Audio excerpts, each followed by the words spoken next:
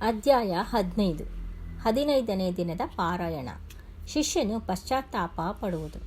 ಸುಬುದ್ಧಿಯು, ಆತನ ಮಗಳು, ಆಕೆಯ ಪತಿ ಮುಂತಾದವರು ಮಾಘಸ್ನಾನದಿಂದ ಉಂಟಾದ ಫಲದಿಂದಾಗಿ ಸಮಸ್ತ ದೋಷಗಳನ್ನು ಕಳೆದುಕೊಂಡು ಸುಖಬಾಳ್ವೆ ನಡೆಸಿದರೆಂದು ಸದಾಶಿವನು ಪಾರ್ವತಿಗೆ ತಿಳಿಸಿದಾಗ ಪುನಃ ನೀಲಕಂಠನನ್ನು ಪಾರ್ವತೀದೇವಿಯು ಹೀಗೆ ಪ್ರಶ್ನಿಸಿದಳು. ನಾಥ, ಸುಬುದ್ಧಿಯ ಮಗಳ ವೃತ್ತಾಂತವನ್ನು ಸಮಗ್ರವಾಗಿ ತಿಳಿಸಿದರೆ ಆತನ ಶಿಷ್ಯನಾದ ಸುಮಿತ್ರನು ಏನಾದ, ಆತ ಯಾವ ಸ್ಥಿತಿಯಲ್ಲಿದ್ದ, ವಿವರವಾಗಿ ತಿಳಿಸಿ ಕೇಳಲು ಕುತೂಹಲವಾಗಿದೆ ಎಂದು ಈಶ್ವರನನ್ನು ಕೋರಿದಳು. ಅದಕ್ಕೆ ಪಾರ್ವತಿ ಪತಿ ಹೀಗೆ ಹೇಳುತ್ತಾನೆ. ಸುಮಿತ್ರನು ಗುರುಗಳ ಮಗಳೊಂದಿಗೆ ಕೂಡಿ ಓಡಾಡಿದ್ದು ಮೊದಲು ಆತನಿಗೆ ಘೋರ ಪಾಪ ಸುತ್ತಿಕೊಂಡಿತು.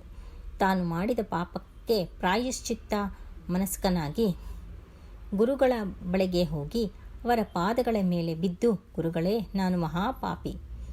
ಕ್ಷಣಿಕವಾದ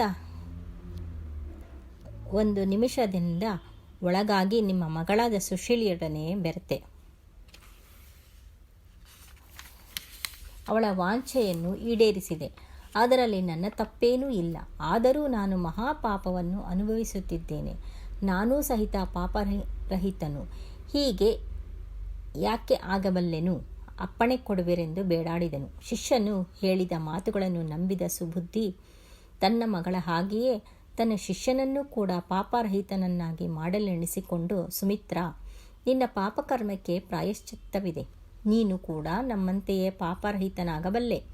ಅದೇಗೇನೆಂದರೆ, ನೀನು ಗಂಗಾ ನದಿ ತೀರಕ್ಕೆ ಹೋಗಿ ಅಲ್ಲಿ 12 ವರ್ಷಗಳ ಕಾಲ ತಪಸ್ಸನ್ನು ಮಾಡು. ಆ ತಪಸ್ಸಿನಿಂದ ಉಂಟಾಗುವ ಫಲದಿಂದ ನಿನ್ನ ಪಾಪವು ಮೋಡಗಳು ಕರಗುವಂತೆ ನಶಿಸಿ ಹೋಗುವು.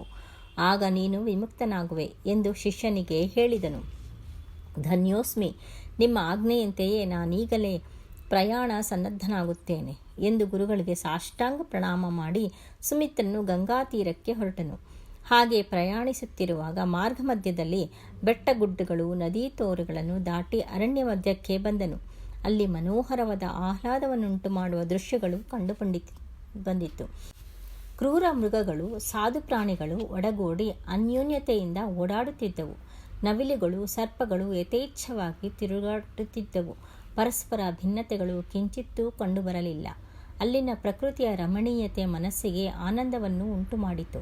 ಅಂತಹ ಪ್ರದೇಶದಲ್ಲಿ ಪ್ರಯಾಣದ ಬಳಲಿಕೆಯನ್ನು ನಿವಾರಿಸಿಕೊಳ್ಳಬೇಕೆಂದು ಉದ್ದೇಶಿಸಿ ಒಂದು ವಟವೃಕ್ಷದ ಅಡಿಯಲ್ಲಿ ವಿಶ್ರಮಿಸಿ 4 ದಿಕ್ಕುಗಳಲ್ಲಿ ಪರೀಕ್ಷಿಸಿ ನೋಡಿದಾಗೆ ಒಂದು ಆಶ್ರಮವು ಕಾಣಿಸಿತು. ತಕ್ಷಣವೇ ಎದ್ದು ಆ ಆಶ್ರಮದ ಬಳಿಗೆ ಸಾಗಿ ಬಂದು ಇಣುಕಿ ನೋಡಿದಾಗ ಆಶ್ರಮದಲ್ಲಿ ಕೆಲವು ಮಂದಿ ಪುರುಷರು, ಸ್ತ್ರೀಯರು, ಬಾಲಕಿಯರು ಕಾಷಾಯ ವಸ್ತ್ರ ಧರಿಸಿ ರುದ್ರಾಕ್ಷಿ ಮಾಲೆಗಳನ್ನು ತಿರುವುತ್ತಾ ಶ್ರೀಮನ್ನಾರಾಯಣನನ್ನು ಫಲಪುಷ್ಪ ದೀಪ ನೈವೇದ್ಯಗಳಿಂದ ಪೂಜಿಸುತ್ತಾ ಮಾಘಪುರಾಣ ಪಾರಾಯಣ ಮಾಡುತ್ತಿದ್ದರು.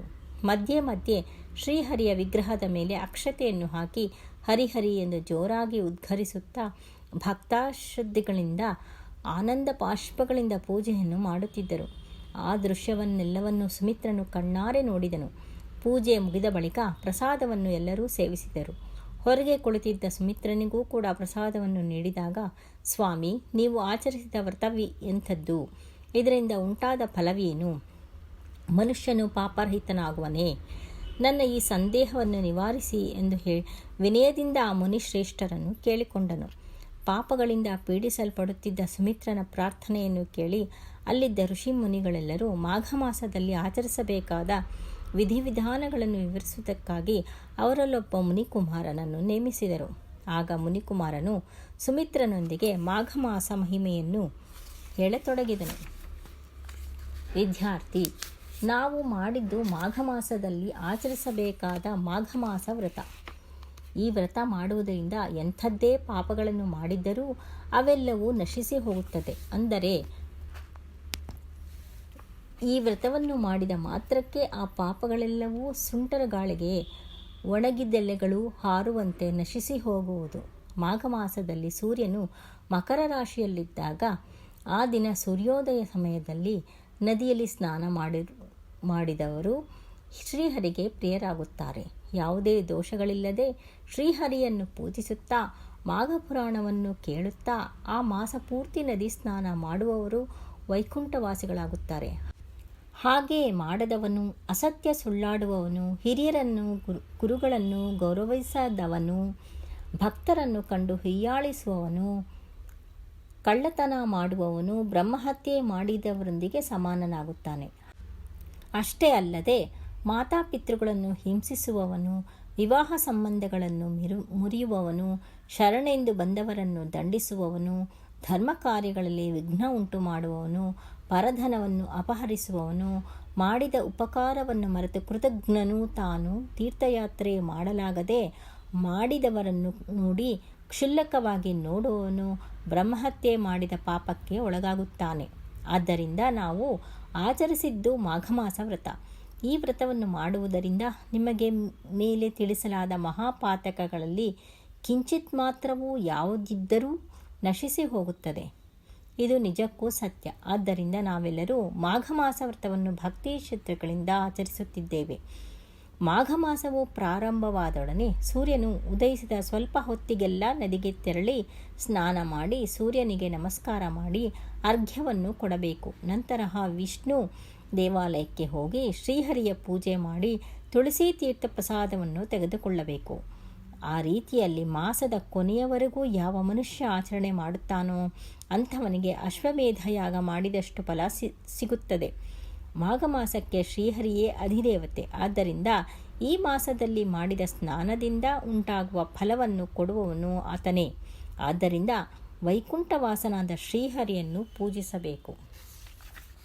ಒಂದು ವೇಳೆ ನದಿ ತೀರದಲ್ಲಾಗಲಿ ಕೆರೆಯ ಬಳಿಯಲ್ಲಾಗಲಿ ವಿಷ್ಣು ದೇವಾಲಯಗಳು ಇಲ್ಲದೇ ಇದ್ದಲ್ಲಿ ವಿಷ್ಣುಮೂರ್ತಿ ವಿಗ್ರಹವನ್ನಾಗಲಿ ವಿಷ್ಣು ಭಾವಚಿತ್ರವನ್ನಾಗಲಿ ತೆಗೆದುಕೊಂಡು ಹೋಗಿ ನದಿ ತೀರದಲ್ಲಿ ತುಳಸಿ ದಳಗಳಿಂದ ಕಸ್ತೂರಿ, ಗಂಧ, ಧೂಪ, ದೀಪ, ನೈವೇದ್ಯ, ಫಲಪುಷ್ಪ, ತಾಂಬೂಲಗಳಿಂದ ಪೂಜಿಸಿ ಪುರಾಣ ಶ್ರವಣವನ್ನು ಮಾಡಬೇಕು. ಈ ರೀತಿಯಾಗಿ ಮಾಘಮಾಸ ಪೂರ್ತಿ ಮಾಡಿ ಮಾಸದ ಕೊನೆಗೆ ಒಬ್ಬ ಸದ್ಬ್ರಾಹ್ಮಣನಿಗೆ ವಸ್ತ್ರ ದಕ್ಷಿಣೆಯನ್ನು ಕೊಟ್ಟು ಸಂತೃಪ್ತಿಯಾಗಿ ಭಕ್ಷ್ಯಭೋಜ್ಯಗಳಿಂದ ಊಟ ನೀಡಬೇಕು.